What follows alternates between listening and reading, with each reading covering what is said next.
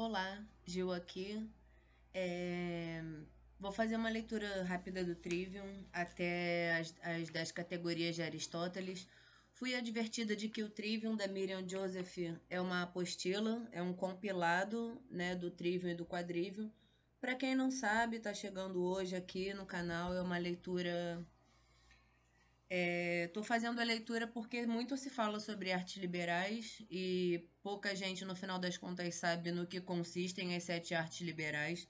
Para quem trabalha com isso, para quem estuda isso, para quem ensina isso, é tudo muito óbvio, mas para um público geral leigo não são obviedades, tudo bem? Então eu vou trazer aqui o que chegou, o que é compilado pelas mãos da Miriam Joseph. O Trivium e o Quadrivium são as 7 artes da linguagem, são as 7 artes das habilidades humanas, né?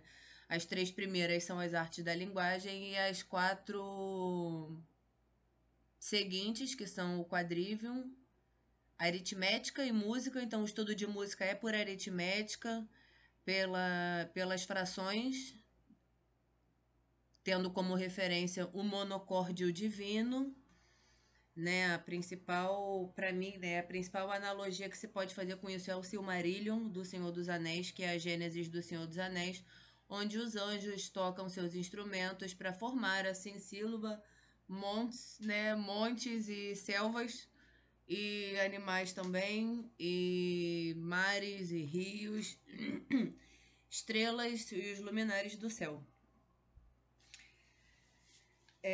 Eu sou do bonde do Zé Quartinho, né? Como bem definiu o Terry Painkiller, certo? Então não se espante se você chegou num dia de leitura de apresentação, porque tem assuntos aqui que a todos interessam. Então, na introdução à edição americana, as 3 primeiras perguntas são: o que é a linguagem, como ela funciona e o que torna boa a linguagem, né? Como todo bom Zé Quartinho, eu falo pouco, falo principalmente aqui.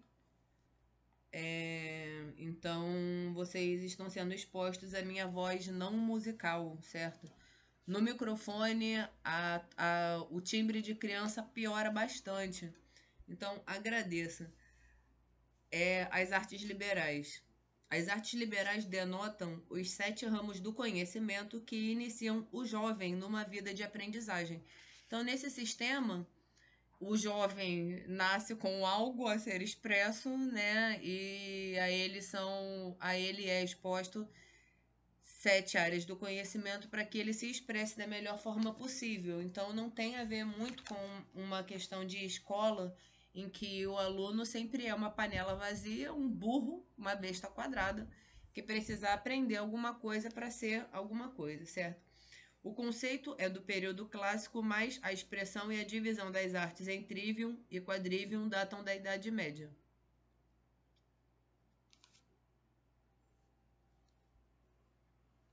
Lógica, arte de pensar, gramática de inventar e combinar símbolos.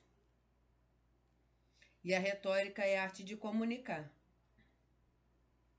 Geometria é a teoria do espaço e a astronomia uma aplicação da teoria do espaço.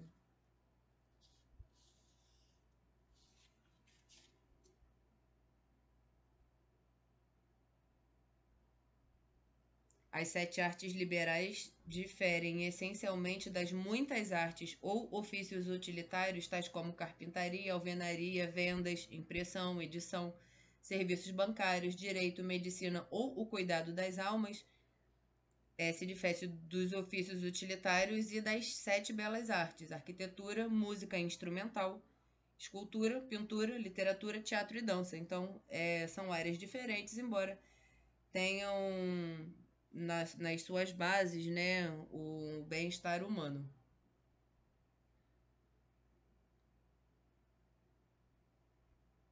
A diferença é que as artes utilitárias ou as belas artes são atividades transitivas. Um carpinteiro molha a planta. Molhar é um verbo transitivo. Quem molha, molha alguma coisa. A flor floresce. O rapaz caiu. Cair é um verbo intransitivo, assim como florescer também é um verbo intransitivo e não carecem de complemento. A flor floresce, o homem caiu. Então, as artes liberais têm a especificidade de alterar as bases da mente daquele a que se expõe às sete artes liberais. Classes de bens, são três. As classes de bens valiosos, úteis e aprazíveis ilustram o mesmo tipo de distinção que existe entre as artes. Bens valiosos são aqueles que são desejados não apenas por sua própria causa, mas também porque aumentam o valor intrínseco de quem os possuir. Bens valiosos, conhecimento, virtude e saúde. Bens úteis são aqueles que são desejados porque permitem que alguém adquira bens valiosos. Por exemplo, alimento, remédio, dinheiro e ferramentas e livros são bens úteis. Bens aprazíveis são aqueles que são desejados por si mesmos em função da satisfação que dão a quem os possuir. Por exemplo, felicidade, uma reputação honrada, prestígio social, flores e comida saborosa são bens aprazíveis. Eles nada acrescentam ao valor intrínseco do possuidor, nem são desejados como meios, ainda que possam estar associados a bens valiosos ou úteis. Por exemplo, o conhecimento, que acrescenta valor, pode ao mesmo tempo ser prazeroso. E muitas vezes, né, a gente, enquanto está estudando, a gente experimenta um desafogamento prazeroso, intelectivo, né, superior, que é aportado no corpo físico, né, que é o prazer do aprendizado. Não raro, as minhas professoras, por exemplo, que faziam doutorado, elas falavam que transavam menos com os maridos, porque o chakra da criatividade é o mesmo do aprendizado, por exemplo. Então, nada mais natural, né? Sorvete, que é um alimento nutritivo e, portanto, promove a saúde, é ao mesmo tempo agradável. As artes utilitárias ou servis permitem que alguém seja um servidor de outra pessoa, do estado, da corporação, de uma profissão e que ganhe a vida. As artes liberais, em contraste, ensinam a viver. Treinam as faculdades e as aperfeiçoam, permitem a uma pessoa elevar-se acima de seu ambiente material para viver uma vida intelectual, uma vida racional, né? E, portanto, uma vida livre para adquirir a verdade. Jesus Cristo disse, Evangelho de João 8,32, e conhecereis a verdade, e a verdade vos libertará.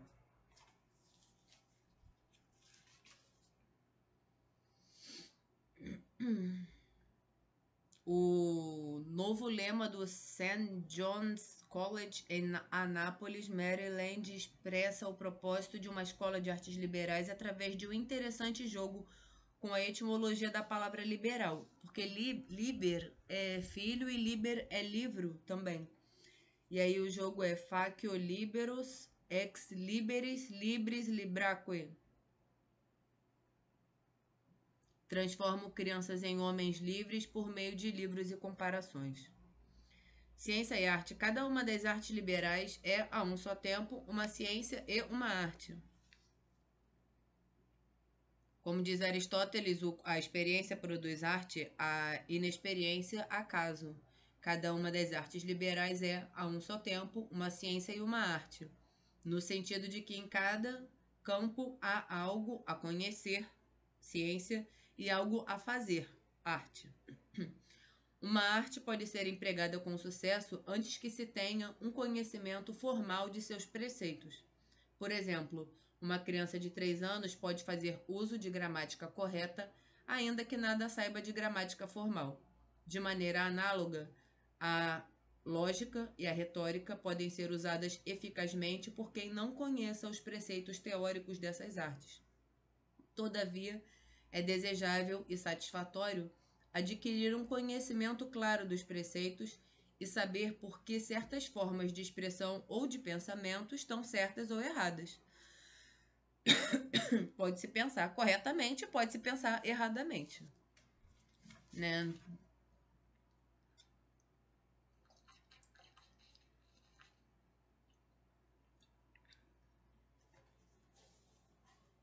O trivium é o órgão ou o instrumento de toda a educação em todos os níveis, porque as artes da lógica, gramática e retórica são as artes da comunicação mesma, uma vez que governam os meios de comunicar, a saber, leitura, redação, fala e audição, que são as 4 habilidades concernentes a qualquer idioma.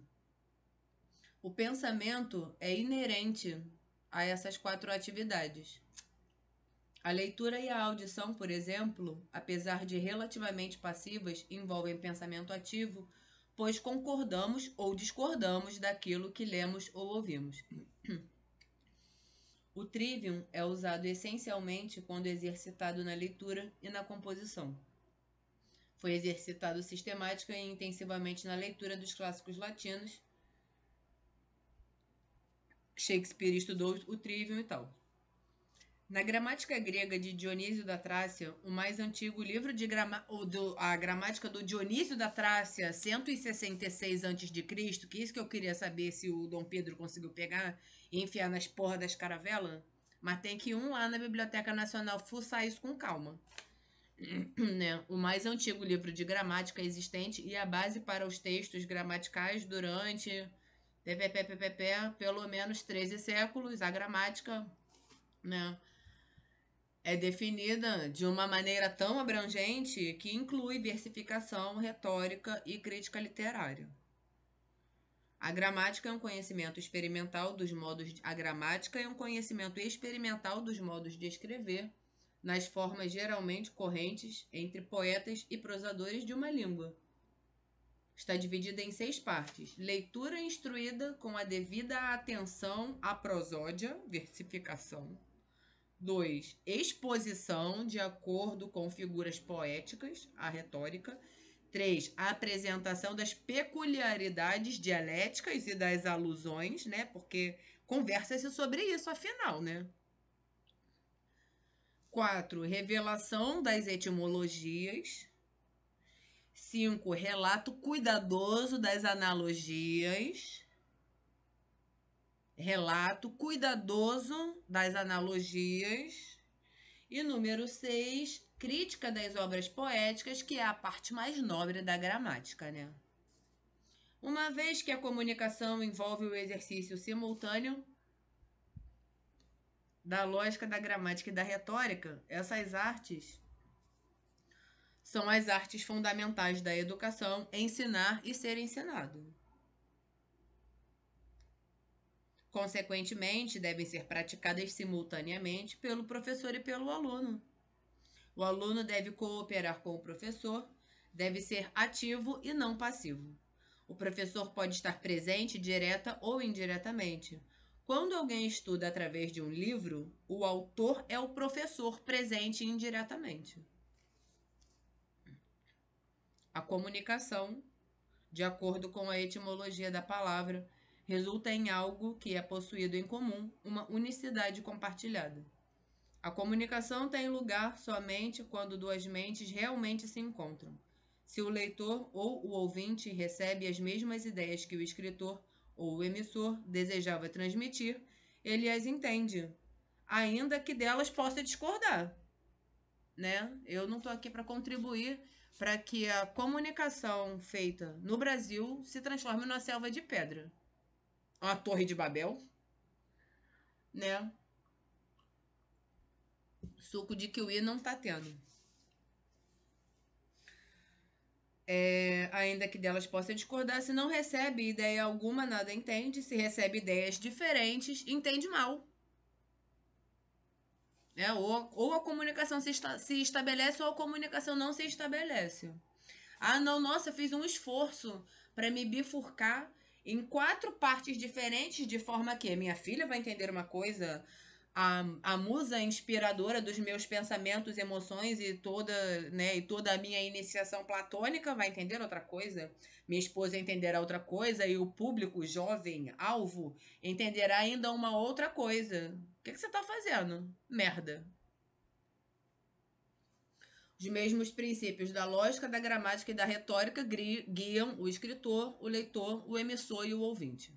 A educação liberal. A educação liberal é a mais nobre das artes no sentido de que impõe formas, ideias e ideais, não sobre a matéria, como fazem outras artes, por exemplo, a carpintaria e a escultura, mas sobre a mente. Essas formas não são recebidas passivamente pelo estudante, mas sim através da cooperação ativa.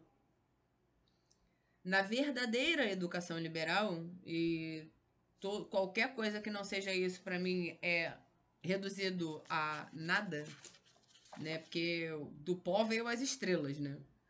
Da verdadeira educação liberal, e segundo Newman, a atividade essencial do estudante é relacionar os fatos aprendidos num todo unificado e orgânico, assimilando-os tal como um corpo assimila alimento, ou ainda como a rosa assimila nutrientes do solo e daí cresce em tamanho, vitalidade e beleza. Um aprendiz deve usar algo como colchetes mentais com os quais ligue os fatos entre si, de modo a formar um todo significativo. Um todo significativo, né? Uns pedaços com significado que não tem encadeamento entre causa e consequência. É um tipo livre associação.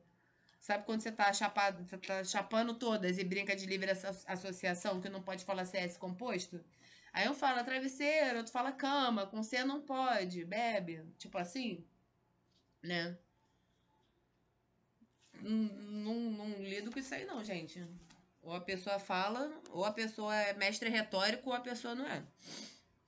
Né? Então, o aprendiz deve usar algo como colchetes mentais com os quais ligue os fatos entre si de modo a formar um todo significativo.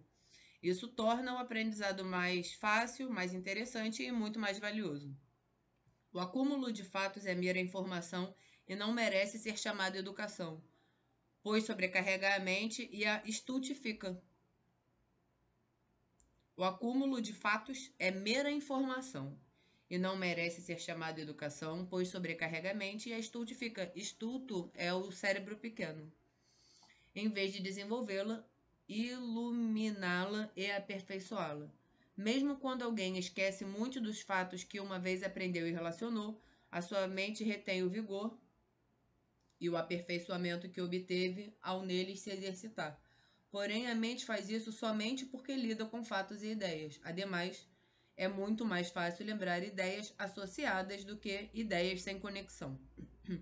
Cada uma das artes liberais veio a ser entendida não no sentido restrito de uma disciplina em separado, mas mais propriamente no sentido de um grupo de disciplinas relacionadas.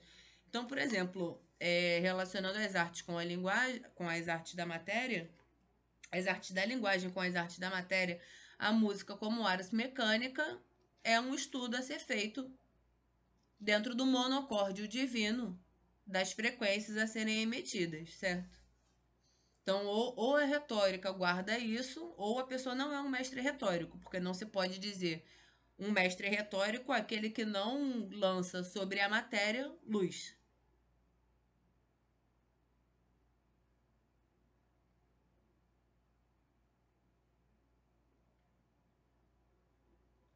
Cada uma das artes liberais veio a ser entendida não no sentido restrito de uma disciplina em separado, mas propriamente no sentido de um grupo de disciplinas relacionadas. O trivial em si mesmo, uma ferramenta ou uma habilidade, ficou associado às suas matérias de estudo mais apropriadas: línguas, oratória, literatura, história e filosofia. O quadrivium compreende não apenas a matemática, mas muitos ramos da ciência. A teoria do número inclui não apenas a aritmética, mas a álgebra, cálculo, teoria das equações e outros ramos da matemática superior, certo? Muito bem. As aplicações da teoria do número incluem não só a música, aqui entendida como princípios musicais, tal como a harmonia, que constitui a arte liberal da música, a qual deve ser distinguida da música instrumental aplicada, que é uma das belas artes, mas também a física, muito da química e de outras formas de mediação científica de quantidades descontínuas. A teoria do espaço inclui geometria analítica e trigonometria. As aplicações da teoria do espaço incluem princípios de arquitetura, da geografia, agrimensura e da engenharia. Ler, escrever, Ler, escrever e contar constituem o cerne não apenas da educação elementar, mas também da educação superior. A competência no uso da linguagem e a competência em lidar com abstrações, particularmente as quantidades matemáticas, são consideradas como as mais confiáveis, os mais confiáveis índices do calibre intelectual de um estudante. Consequentemente, criaram-se testes para medir essas competências, de modo que programas de orientação educacional e vocacional em instituições de ensino superior e nas Forças Armadas se baseiam nos resultados de tais testes.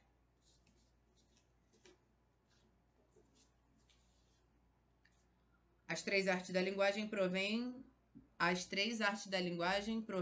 disciplina à mente, uma vez que esta encontra expressão na linguagem. As quatro artes da quantidade provêm meios para o estudo da matéria, mais precisamente extensão, visto que essa é a característica notável da matéria. A extensão é uma característica apenas da matéria, enquanto o número é característica tanto da matéria quanto do espírito. A função do trivium é treinar a mente para o estudo da matéria e do espírito, que juntos constituem a substância da realidade.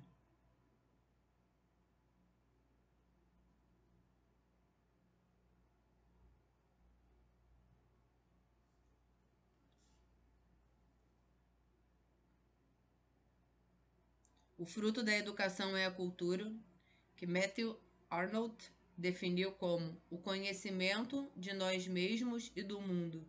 Nós mesmos, mente, e do mundo, a matéria. Na doçura e iluminação da cultura cristã, que acrescenta a inteligência de Deus e a de outros espíritos ao conhecimento do mundo e de nós mesmos, tornando-nos verdadeiramente aptos a ver a vida resolutamente, a vê-la por inteiro.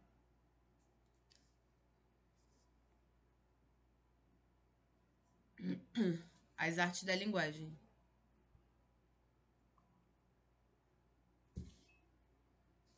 As três artes da linguagem podem ser definidas conforme se relacionam com a realidade e entre si. A metafísica ou ontologia é a ciência do ser, trata da realidade, da coisa tal como ela existe. A lógica, a gramática e a retórica têm as seguintes relações com a realidade. Lógica trata da coisa tal como ela é conhecida. Gramática trata da coisa tal como ela é simbolizada. A retórica trata da coisa tal como ela é comunicada. Tá. Ilustração aqui, relação entre a metafísica e as artes da linguagem. A descoberta do planeta Plutão em 1930 ilustra a relação entre a metafísica e as artes da linguagem. O planeta Plutão já era uma entidade real, percorrendo a sua órbita em torno do Sol, mas havia muitos milênios por nós conhecido e, portanto, sem nome. A sua descoberta não o criou. A descoberta de Plutão não é a causa primeira da sua existência. Isso é a relação entre metafísica e as artes da linguagem. É um exemplo. Porém, ao ser descoberto, tornou-se uma entidade lógica. A lógica trata da coisa tal como ela é conhecida. Então, se ela não é conhecida, ela não é tratada pela lógica absolutamente. E muitas vezes isso é uma bênção, francamente. Quando lhe foi dado o nome Plutão, tornou-se uma entidade gramatical. Porque a gramática vai tratar da coisa tal como ela é simbolizada. Não tem como se fazer uma bola e falar que aquilo é Plutão, entendeu? Quando, por seu nome, o conhecimento dessa entidade foi comunicado a outros Através da palavra falada e escrita, o planeta Plutão tornou-se então uma entidade retórica, né? A questão é que muitas vezes a pessoa vai tratar de um determinado objeto sem que ela arrebanhe todos os conhecimentos atrelados a esse mesmo objeto pela maioria das pessoas que está em volta, né? E sobre isso há que ser um mestre, né, para estabelecer essa comunicação de forma adequada nos moldes antigos, né, em que todo o conhecimento é compartilhado. Na contemporaneidade, desacredito que seja possível. A retórica é a arte mesma do trivial, pois pressupõe e faz uso da gramática e da lógica. É a arte de comunicar, através de símbolos, as ideias relativas à realidade. Vai vir aqui uma... Não, vou ler. As artes da linguagem conduzem o orador, o escritor, o ouvinte e o leitor ao uso correto e eficaz da linguagem. A fonética e a ortografia estão associadas à arte da gramática, são aqui incluídas para demonstrar sua relação com as outras artes da linguagem no que concerne a materiais, funções e normas. Uma vez que a retórica almeja mais a eficácia do que a correção, lida não apenas com o parágrafo e com a composição completa, mas também com a palavra e a frase, pois prescreve que a dicção seja clara e apropriada, que as frases sejam variadas na estrutura e no ritmo. A retórica reconhece vários níveis de discurso, tais como, ele vai dar vários exemplos aqui, tipo assim, donzela, moça, molezinha, cabrita, corcel, cavalo, pangaré, ecos, cavalos, tá? A retórica reconhece vários níveis de discurso, tais como o letrado ou o literário, donzela, corcel, o nível comum, moça, cavalo, o iletrado, mulezinha, o da gíria ou do regionalismo, cabrita, pangaré, e o técnico, homo sapiens, ecos, cavalos, né? Cada um com seu uso apropriado. A adaptação da linguagem às circunstâncias, que é a função mesma da retórica, requer a escolha de certo estilo e dicção própria, quando alguém fala a adultos de outro estilo, ao representar ideias científicas, ao público geral, e de outro ainda, quando ideias científicas são apresentadas a um grupo de cientistas. Então, dependendo do grupo a que você vai se reportar, é adequado que o estilo de dicção seja alterado, certo? Muito bem. Visto que a retórica é a arte mestra do trivium, pode até mesmo dar-se ao luxo de usar gramática ou lógica incorretas para efeito de caracterização de um personagem iletrado ou estúpido em uma narrativa qualquer. Tanto quanto a retórica é a arte mestra do trivium, a lógica é a arte das artes, porque dirige o ato mesmo de raciocinar. Então, é como se a lógica fosse a lógica tá para o estudo do trivium, assim como as virtudes cardeais estão para o estudo do catolicismo. Que o cristandade não tem, né? Não tem isso na cristandade, né? Cristandade importante é você acreditar em Cristo Jesus. E aí o estudo de virtude, isso é souvenir, né? Os cristãos, né? O estudo de virtude é souvenir, porque Jesus é Deus, né? Que aí tem um overlap com os protestantes e aí nem tico nem taco, né? Eu tô conseguindo, assim, né, no meu coração. E deixo aqui um comentário que é bastante particular, né? E nem por isso menos válido. Mas, assim, eu tinha pavor de protestante, eu tô aprendendo a ter pavor de cristão. Porque o protestante tem humildade para ouvir um católico de coração aberto. tomando a escritura na cara e ele reflete depois. O cristão não. Alguém viu Deuses Americanos? Do Neil Gaiman? É um dos meus autores preferidos. Ele faz uma série sobre... de quadrinho, né? Tem os perpétuos, os deuses e os humanos. Os perpétuos são aqueles que, enquanto houver um humano, os perpétuos existem. É o destino, a morte, o sonho, destruição, desejo, delírio, desespero e tal. E enquanto os deuses precisam que alguém acredite naquele Deus para que ele venha a existir. Certo? E aí o Neil Gaiman tem um livro chamado Deuses Americanos, que virou uma série, está disponível na internet. E aí tem uma festa dos deuses. E aí é tanto Jesus, tanto tipo de Jesus diferente que chega na festa, que chega a ser engraçado. Né? Mas assim,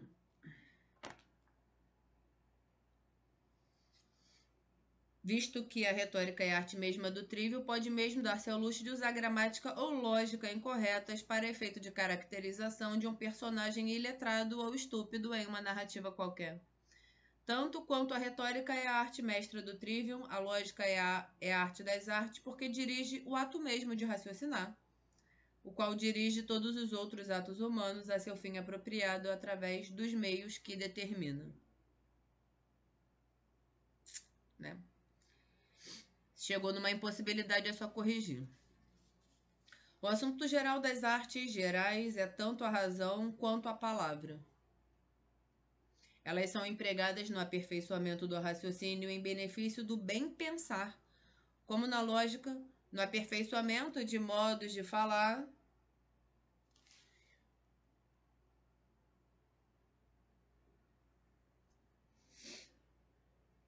De todas as artes, a primeira e mais geral é a lógica, seguida da gramática e, por último, da retórica, uma vez que pode haver muito uso da razão sem o falar, mas nenhum uso da palavra sem a razão.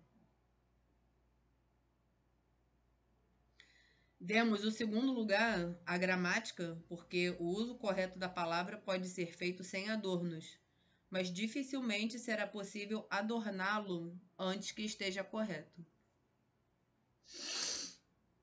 Considerando que as artes da linguagem são normativas, elas são estudos práticos quando em contraste com os teóricos. Um estudo teórico é aquele que busca apenas conhecer. A astronomia, por exemplo.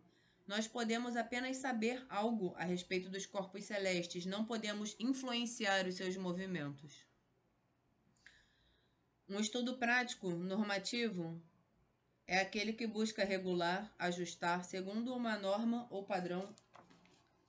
Um estudo prático normativo é aquele que busca regular e ajustar segundo uma norma ou padrão, por exemplo, a ética. A norma da ética é o bem, e seu propósito é ajustar a conduta humana em conformidade com a bondade. O próprio intelecto, no que tange às suas operações, é aperfeiçoado pelas 5 virtudes intelectuais, 3 teóricas e 2 práticas. A compreensão é o captar intuitivo dos princípios primeiros. Por exemplo, em declarações contraditórias, uma deve ser verdadeira e outra falsa.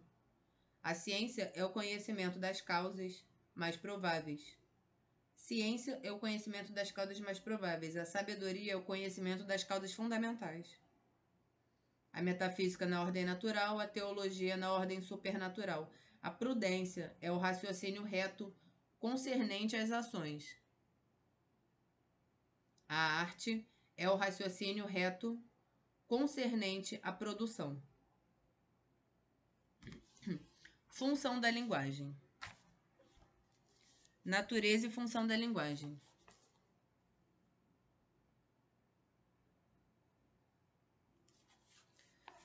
Vou dividir o vídeo. Peraí.